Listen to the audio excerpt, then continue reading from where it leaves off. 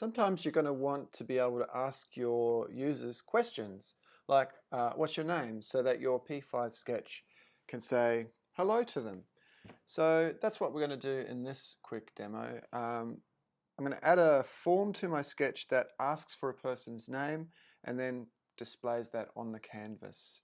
Maybe I'll move it around in a simple way. But you can extend this technique for all sorts of different input from your users. So I'll show you how to get the input in this demo, and then in the part 2 I'll show how you can store that in a file, in a data file, so that you can load it again later. And if we get time, I might go into some more complex things in later videos, like storing it to a server, but we'll see how far we get. So for a start, what I'm going to do is open the P5.js web editor. And what I need to do is create a new text input. So I'm going to say let text name, declare the variable, and then in the setup function I'm going to say text name equals create input. I think that's all I need to do. Let me just run that and check.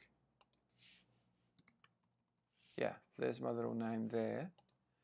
Now, if you've done any web editing before, any web design, you probably might be familiar with these form elements, and that's basically all this is. So if I open the web inspector on this page and click on that element, you can see all it is P5.js is just creating a text input. So you'd be perfectly able to do this by editing the HTML page directly, but P5.js just gives you this kind of convenient function and way of creating the input. Right, so before I add that input, what I want to do is just put a label next to it. So I'm going to say create element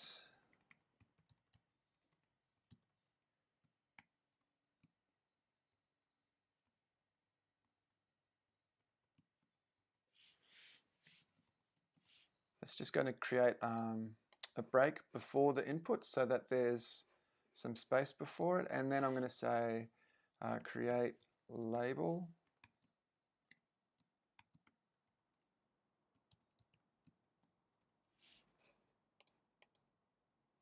No, okay. Let me look up the reference. p5js.org reference. Now we want to go into the DOM library. I should have probably started here. So not the DOM element, I want to go to the DOM library. So click on the libraries part and then click on the DOM one. And what I want to do is create like a label.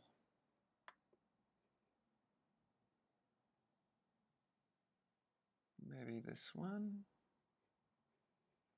Or I can create a span. I'll create a span. So I just create a span with the text I want in it. That will probably do for this.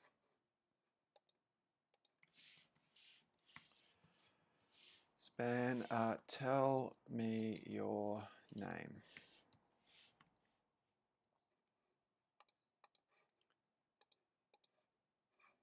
Now the text here is a little bit hard to read, so it would actually be a good idea for me to change the style of this page so that it's a bit more readable. And I can do that in the style.css.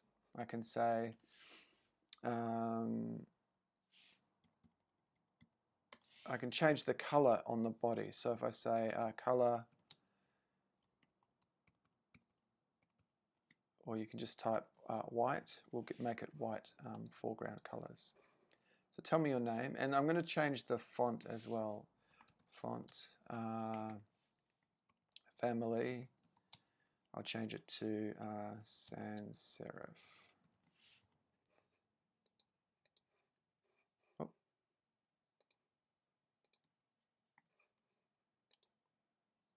No. I always get this wrong.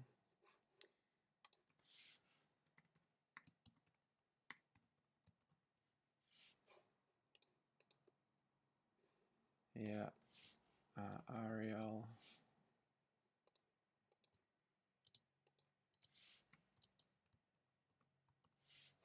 Just one word.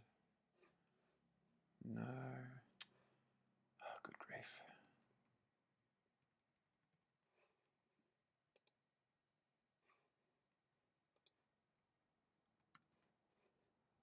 All right, I'm going to go searching for CSS sans serif font family.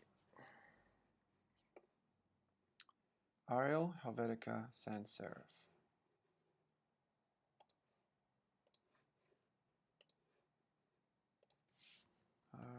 Arial, Helvetica. That should work. No, it's not working. I don't want this to be a tutorial about CSS, so I might come back and look at this later. If I just set it to Helvetica, it's working. That's good enough for now. So if I go back to the index, to the sketch folder, what I now need to do is look each time through. For a start, on the draw function, I'm going to just take whatever the value is in that input box and draw it to the canvas. So let name equals text name dot value, and then text name. So I'm just going to write that to the canvas at width over 2 and height over 2. And I'm going to say hello plus the name. Hello, and then my name's Jared, so I'm going to say Jared. Right, that's working. So let's now just line up the text a bit better. So text mode, center, and make the text a little bit larger. I'll make it 150. And what I'm going to do is, if the name, like at the moment when I run this, as soon as I start, it's not text mode, it's text align. As soon as I start typing, it starts filling in that text, and that's way too big. So make it smaller. So as soon as I type the first letter here, it starts filling in, and I probably want to wait until the user has put in all of their whole name and then like press a button or something like that. So what I can do is create an input, let button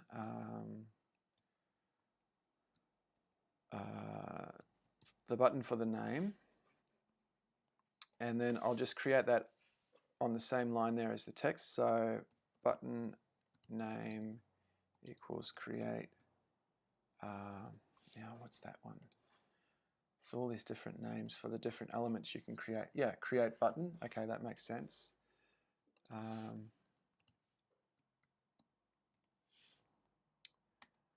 And then what I want to do is say, when it's pressed, I want to then like trigger the actual saving of the name. So you can see here, I can set this mouse pressed, call this mouse pressed function on the button with the name of a function that I want to be called when the mouse is pressed. So this is actually called a callback function. So let's put that into place.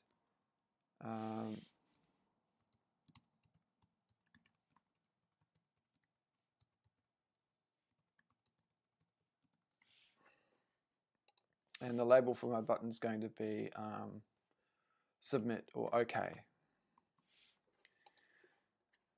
Now, this argument that I give to the button name mouse pressed function is another function, a function that I define. So I'm going to say function name submitted. And then in that function, what I'm going to do is get the value out of the text box and store it in my name variable. And because I'm now setting this variable down in this function, but I want to use it in the draw function, I need to think about the scope of my variable. So I need to make it a scope that the whole sketch can access. So I need to say let name to make that a kind of a global one. And here, when I draw the text, I'm going to say if name equals just a blank, you know, if it's nothing. So I'll set it to be just the empty string to start with. If it's the empty string, I'm going to say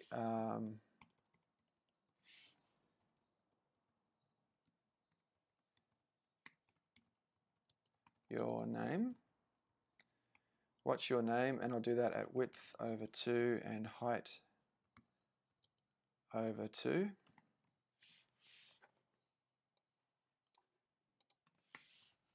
And otherwise, like if it's not just an empty string, that means it's been set. So I'm going to say else, and then I'll draw the text to the screen.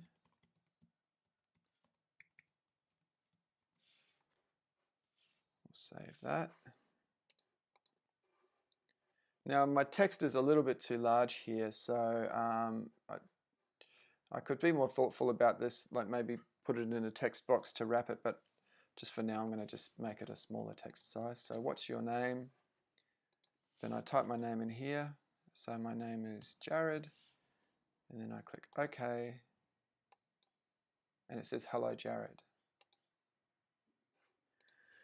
So that's an example of getting some user input from the user and drawing it to the screen.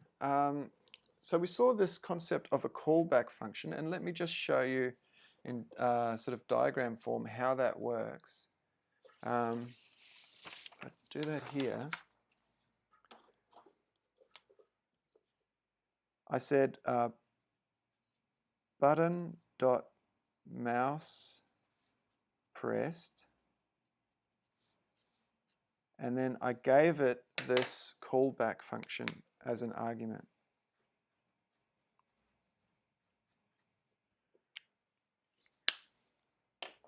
So we call this a callback function because it's like if you get a phone call and you're asked to call someone back.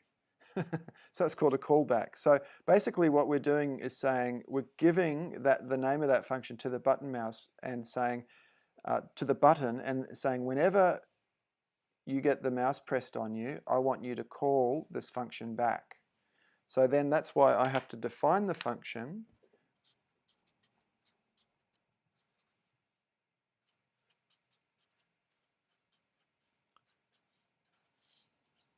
And I want to just sort of do whatever makes sense for me when this calls me back. So I define this in my sketch, and I pass it as an argument to the mouse pressed argument, to the mouse pressed function on the button object. So that's a callback, and you use those a lot in JavaScript when you're responding to user input, or also things like fetching resources from the network. So it's quite a fundamental concept to understand. All right, well that's it for this simple example. I'll come back in part 2 and show how we could save the list of names that we've received so far and store them in a file, and then maybe load previous names from previous visits to site and kind of show a list of all of the people who've ever said hello to this sketch. Happy creative coding, and I look forward to seeing what you come up with based on this.